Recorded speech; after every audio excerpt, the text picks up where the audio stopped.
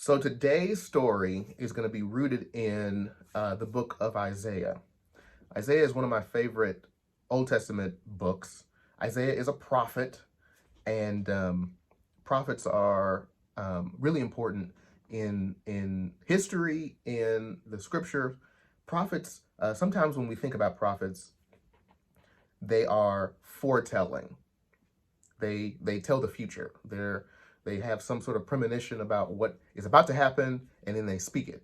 But actually, in the Bible, the vast majority of the time, prophets, people like Isaiah, are forth-telling. They're people who get into the presence of God and get the mind of God and connect it with the culture of the day. Basically, they're speaking into the culture and saying, this is what God is saying. And it's very immediate, and it's very relevant.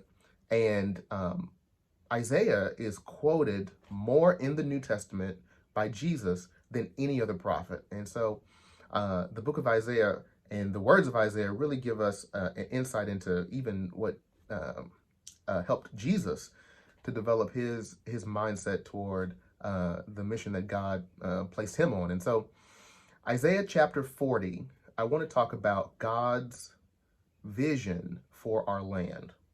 And it's from Isaiah 40, two verses of scripture, verses 4 and 5.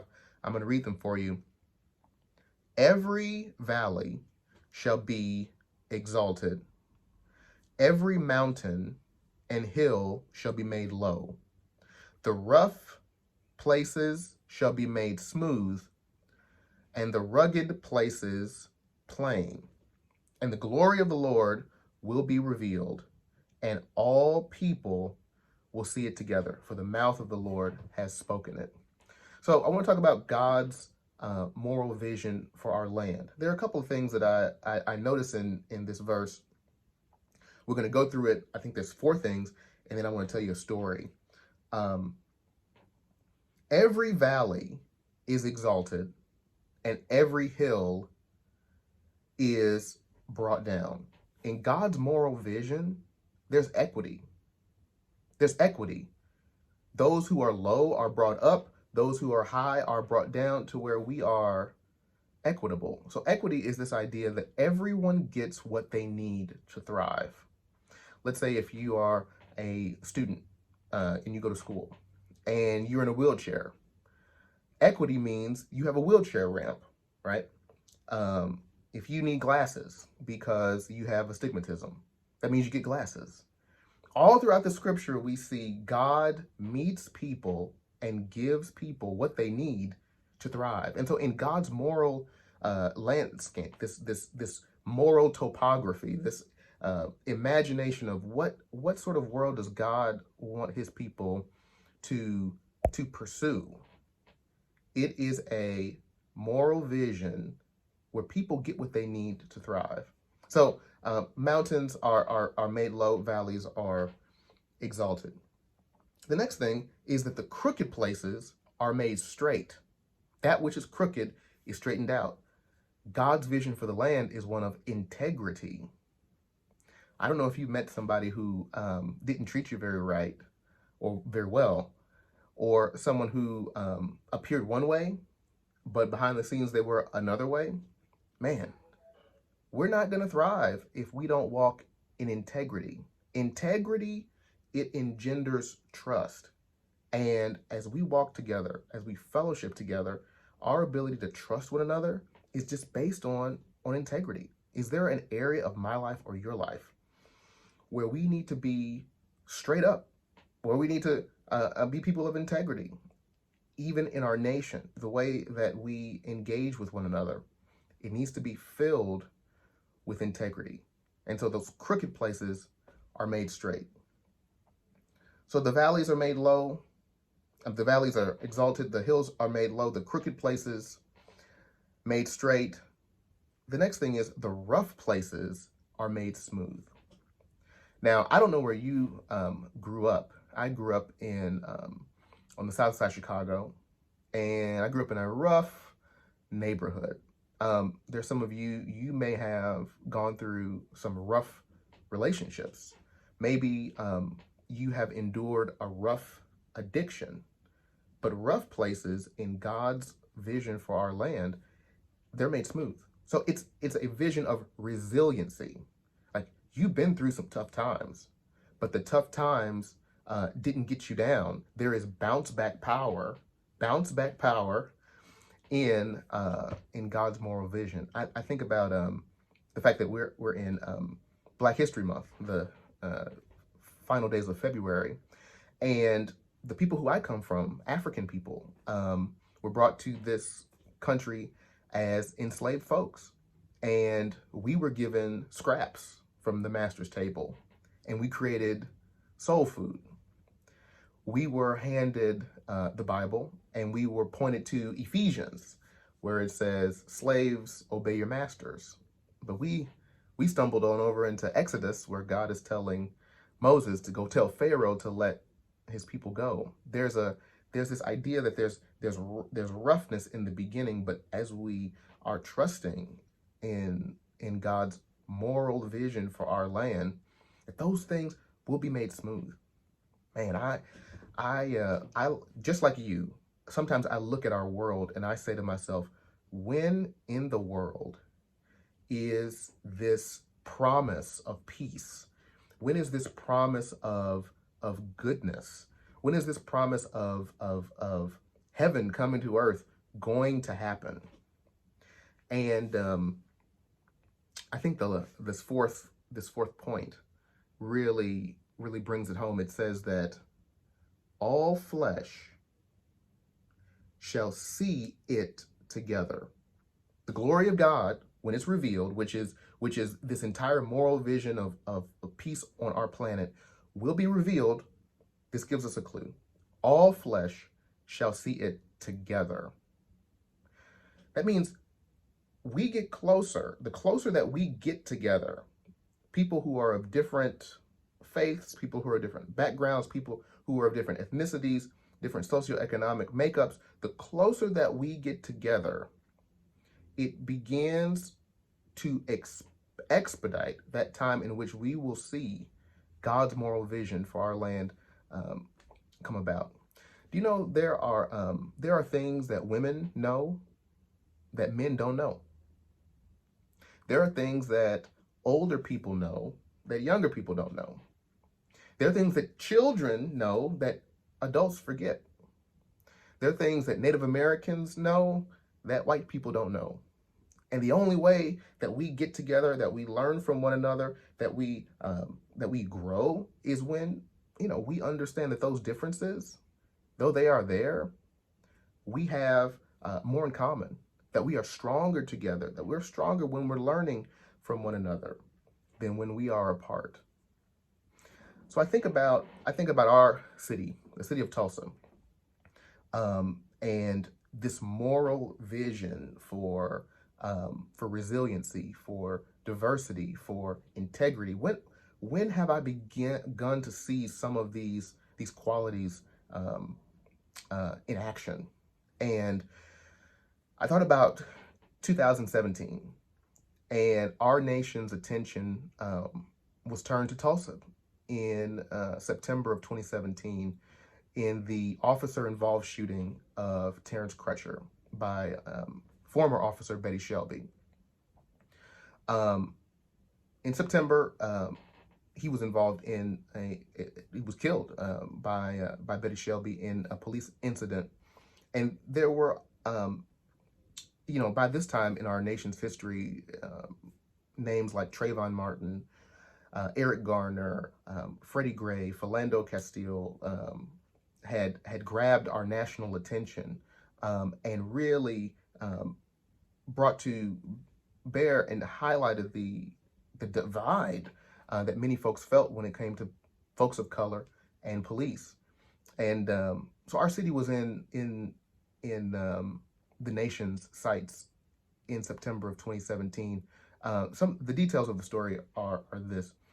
Betty Shelby was, who was the officer, was dispatched to respond to a domestic violence call. And she was driving through North Tulsa on her way to the call when she passed by Terrence Crutcher.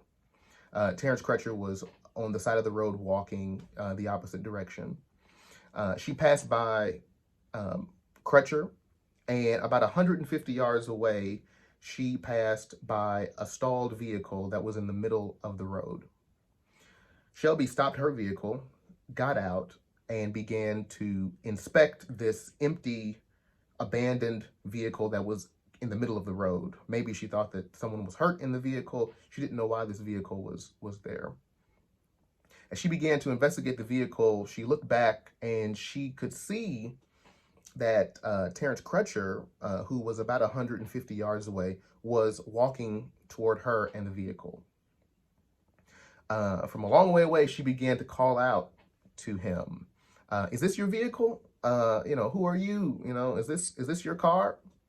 He didn't respond to her. As he got closer, she saw that perhaps he was under the influence of some substance, because he was walking in sort of a dazed and confused, unresponsive manner. So she got on the radio and she called for backup. And there was another officer about a half a mile away who heard the call for backup and began to respond. Additionally, there just so happened to be a helicopter, a police helicopter in the area, which just so happened to be operated by Officer Shelby's husband. And so the situation continues where Terrence Crutcher is walking closer, inching closer to Betty Shelby and to his car and to her car as well. And she draws her weapon and begins to tell him to respond. And in response, his hands go up. He doesn't say anything out of his mouth. At that time, the helicopter swoops over, and it can be heard on the dash cam footage, one of the officers saying, quote, "This looks like a bad dude. Looks like a bad dude," end quote. And at that time, the officer that was about a half a mile away arrives to the scene. Terrence Crutcher walks past Betty Shelby, walks past her car and to his car, passes them, gets to his car, and looks back with his hands up, and puts his hands down toward his window, looks back at the officers, and is shot. He's shot by Betty Shelby. Goes down to the ground, and for 2 minutes is bleeding on the ground, and before the ambulance is called and he's taken to the hospital and dies. This officer-involved shooting begins to bubble up in Tulsa. News outlets began to carry the preliminary. This is it's just unbelievable what's happened, and they have the footage that has not been released yet. And so the Tulsa DA gets the footage. The police chief sees the footage and contacts the mayor of Tulsa, Dewey Bartlett, and they are beginning to determine what needs to happen in this officer-involved shooting. While they're considering all of this, 4 days later, in North Carolina, there is another young black man named Keith Lamont Scott, who is also involved in a police shooting. He was experiencing a mental health crisis, and as a result, was killed by police with gunfire. And in the city of Charlotte, there was a short time of peaceful protest, but peaceful protest soon gave way to violence and to looting and to the burning of stores. And so leadership in Tulsa began to wonder, as this situation begins to unfold in the media, is Tulsa going to experience the same sort of polarization and division? And so our mayor, made, I think, a very courageous move. And he reached out to a number of local pastors, local faith leaders, and community leaders. He called them in to a private meeting, and he showed them the footage of Terrence Crutcher's killing. Now, during this time, also, our DA, Steve Kunzweiler, after reviewing the footage, he issued an arrest warrant for Officer Shelby, and she was arrested and charged with manslaughter, which carries up to life in prison if you are convicted. Pastor Ray Owens, who was and currently is the pastor of Metropolitan Baptist Church, which is one of the largest African-American congregations in Tulsa, was in that meeting with the mayor when they watched the footage. And he testifies to the fact that when Terrence is shot by police, there's an audible gasp in the room. There are tears, there's anger, there's an expression of all sorts of emotion as they are watching the taking of this man's life by an officer in this very controversial way. In that meeting, however, there was a decision that was made that Tulsa was going to be a place where we pursued justice and that we also pursued peace. That we did not want to be a place where lawlessness, where violence, where looting, where rioting was acceptable. And so a number of faith leaders made the decision to open up their churches to be places of healing, to be places where we could express emotions like anger and frustration, and call for justice, and pray for one another, pray for both sides. And there was a historic service at Metropolitan Baptist Church where folks of all different races and even religions came together to pray over the city, to comfort one another, to express emotions, to express their shared identity as followers of Jesus. And as a result of his work, the work of faith leaders and community leaders throughout the city, Tulsa did not experience any sort of violent uprising in the wake of the killing of Terrence Crutcher. But it's because we saw things like integrity from folks in elected office. We saw integrity from folks who were in the faith community. We saw diversity. We saw folks of different political ideologies, people of different racial and ethnic, even faith traditions coming together because we're better together. And God's mosaic, God's beauty, the peace that we are seeking, it begins to shine forth when we come together. All flesh shall see it together. I wonder today if there are ways in which we can incorporate equity, diversity, resiliency, integrity in our own life, and in our own way step into God's moral vision for our land. I hope that you'll do that today. Take some time and think about what are some ways that you can incorporate some of those qualities into your own life, and maybe use the platforms that you have to spread those values to others. I'm praying for you. I'm so glad that you took a few minutes to join me here at the well, and wherever you're watching from, there is a place for you at the table, and we'll see you next time. All right. Bye-bye.